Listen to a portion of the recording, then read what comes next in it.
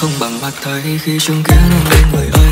Trong tay yêu đương ngầm cháy, để lại anh đau thương chất đầy. Gương cô yêu trong mù quáng, đã đây xác thân anh chẳng đáng. Sự thật là anh không còn cách nào khác.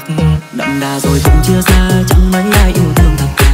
Mặn mà rồi cũng ngang qua, không cần phải đưa ra lý do. Dành trọn cả đời chăm lo, nhưng trái tim chẳng thể cảm qua.